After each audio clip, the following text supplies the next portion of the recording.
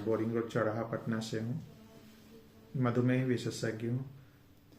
Sir बात किया जाती है जैसे कि आज इमीडिएटली में आज आपके पास पहुंची है ये जानने के लिए मधुमेह ये सब्जेक्ट है, बहुत पुराना सब्जेक्ट है, बहुत पुराना विषय है। लोग का ये कहना है कि शरीर में एक बार जब मधुमेह का रोग लग जाता है तो वो लाइफ टाइम तक ये पूरी तरह से चलता ही चला जाता है, कभी ये खत्म होने की बात नहीं है। कितनी सच्चाई है इसमें, क्या कुछ कारण है इसका? देखिए, सच्चाई है कि एक बार मधुमेह लग जाता है तो हमेशा जीवन भर के लिए हो जाता है, लेकिन कुछ एक्सेप्शंस होते हैं, हर चीज़ में एक्सेप्शंस होते हैं। 1-2% पेशेंट्स में 100 में 1-2 लोगों को लाइफ लॉन्ग नहीं भी कोई दवा खानी पड़ती है। वो डिपेंड करता है कि आपने लाइफ स्टाइल में क्या चेंजेस लाए हैं, खाने पीने में कितना परहेज किया है, एक्सरसाइज कितना कर रहे हैं, तो उससे कुछ लोगों में मधुमेह खत्म भी हो जाता है। लेकिन ज़्यादातर रोगियों को मधुमेह की दवाई हमेशा जिंदगी भर लेनी पड़ती है। कहा जाए तो मधुमेह ये अगर किस कारण से हो, लक्षण क्या है इसका, थोड़ा इसके बारे में बताइए। देखिए, कारण तो शरीर में 2-3 कारण होते हैं। एक तो जेनेटिक कारण भी होता है कि अगर पेरेंट्स को है तो बच्चों को हो जाता है। चूंकि सर मैं बीच में बात इसलिए काट रहा हूँ कि चूंकि ये जो मधुमेह की जो अभी बीमारी जो चल रही है वो लगातार हर घरों में फिलहाल वर्तमान समय में बहुत ज़्यादा देखा जा रहा है। अगर पिछले समय की बात अगर करें तो कुछ इसका सर्वे कुछ आंकड़ा बहुत कम था, लेकिन अब जो है क्या इसमें पूरी तरह सच्चाई है कि यहाँ आपका जो रहन सहन और खान पान है उसमें चेंज होने के कारण ये बिल्कुल यही सच्चाई है कि रहन सहन और खान पीन की जो चेंजेस आए हैं, सेडेंट्री लाइफ स्टाइल हुआ है, फास्ट फूड हो गया है, रेडीमेड आइटम्स खाने को मिल रहे हैं, मूवमेंट कम हो गया है, बाहर की एक्टिविटी कम हो गई है, लोग घर में बैठे रहते हैं और ऑर्डर करते हैं खाना पीना, कहीं बाहर निकलते कम है, एक्सरसाइज कम होता है। तो ये सारी चीज़ें और बहुत सारी मिलावटें भी खाने पीने में होती हैं। आजकल देखते हैं जो रेडीमेड फूड्स होते हैं उसमें बहुत सारे केमिकल्स रहते हैं।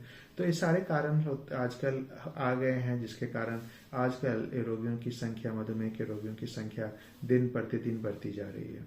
ऐसे में सर आपकी क्लिनिक किस तरीके से मरीजों की पूरी तरह से रोकथाम करती है? क्या वाकई में इस बात की सच्चाई है कि अब मधुमेह जो शरीर से निकल नहीं सकता?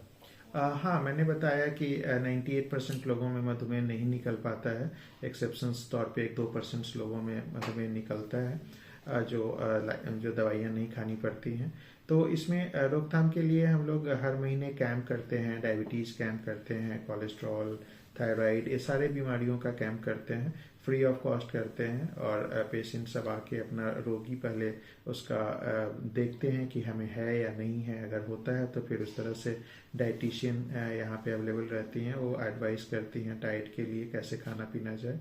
क्योंकि अगर किसी को डायबिटीज़ हो गया तो खाने पीने में परहेज सबसे बड़ी चीज़ होती है, एक्सरसाइज ज़रूरी होता है। अगर इन दोनों चीज़ों के बाद भी अगर डायबिटीज़ बढ़ा रहता है तो फिर मैं मेडिसिन स्टार्ट करने का सलाह देता हूँ।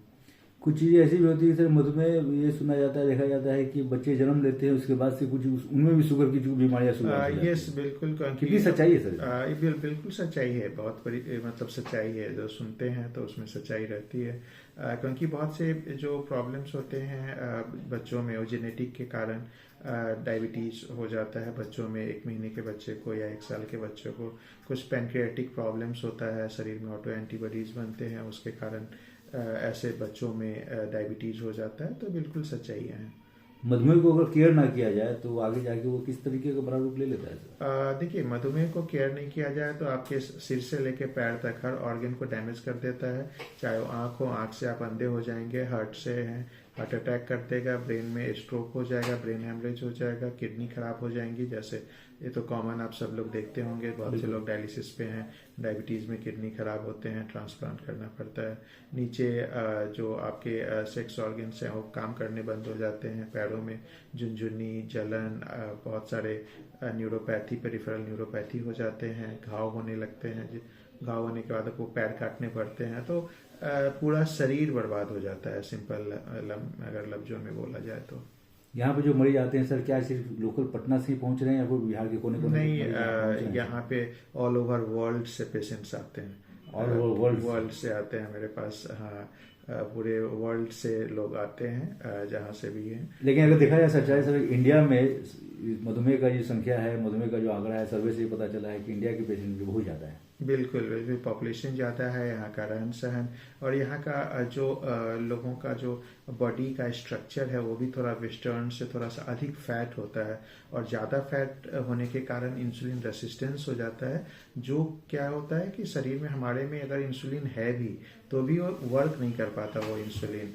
तो इसके कारण यहाँ के लोगों में, इंडियंस में डायबिटीज़ जल्दी हो जाता है क्योंकि इंसुलिन रेसिस्टेंस के कारण डायबिटीज़ हो जाता है।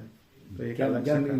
मीठा जो इसको बोलते हैं मिठाई, मीठा चीज खाने से ज्यादा शुगर बढ़ता है या फिर कुछ चावल ज्यादा खाने से ऐसा कुछ होता है? देखिए, क्या कुछ ऐसे कारण है इसका? डायबिटीज का कारण जो पहले है शरीर में इंसुलिन की कमी, दूसरा इंसुलिन रेसिस्टेंस जो मैंने आपको बताया जी। वो है, और फिर खाने पीने या जेनेटिक कॉज होता है। अगर पेरेंट्स को हो तो चाहे आप ना भी चावल खाएंगे तो भी हो जाएगा। ऐसा नहीं है कि अगर जेनेटिक है तो चावल खाने पे ही आपको शुगर होगा। आप नहीं भी खाएंगे चावल तो भी आपको, अगर जेनेटिक डायबिटीज है, पेरेंट्स में है, तो आपको हो सकता है।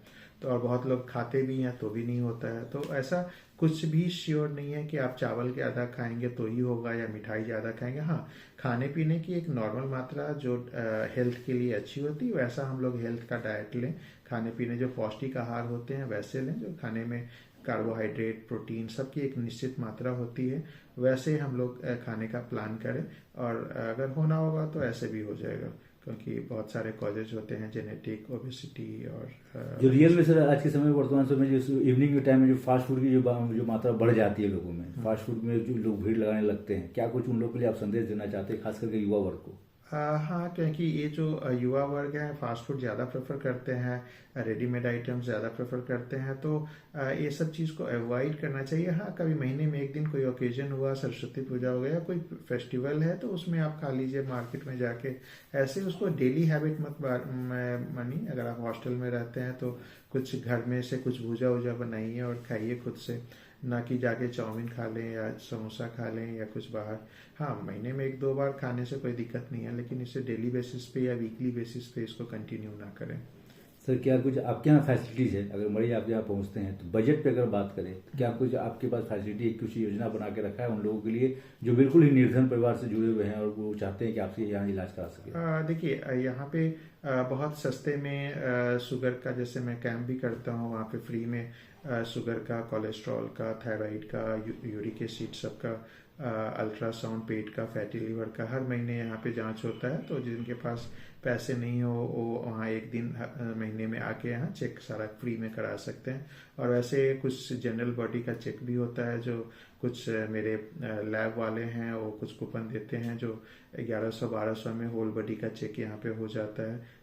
यहाँ जो बगल में लैब है वहाँ पे हो जाता है, तो काफ़ी इकोनॉमिक होता है, उसमें पूरे शरीर का जांच हो जाता है। तो इस तरीके से मेरे क्लिनिक में आने पे ये सब सुविधाएं दी जाती हैं।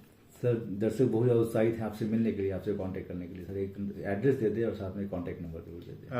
मेरा एड्रेस है doctor Amit Kumar, boring road चौराहा, नियर हीरा पन्ना ज्वेलर्स, नेपाली कोठी लेन।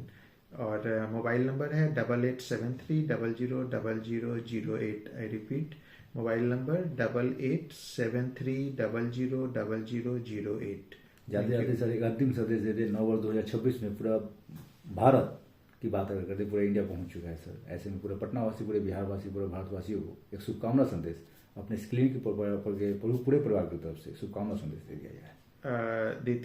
देखिए, शुभकामनाएं नए साल में, वो भी गणतंत्र दिवस के अवसर पे मैं यही देना चाहूँगा कि एक भारत श्रेष्ठ भारत हम लोग रखें, और स्वास्थ्य में भी सबसे श्रेष्ठ भारत होना चाहिए, रोग मुक्त भारत होना चाहिए। यही मेरा संदेश है। धन्यवाद। बहुत बहुत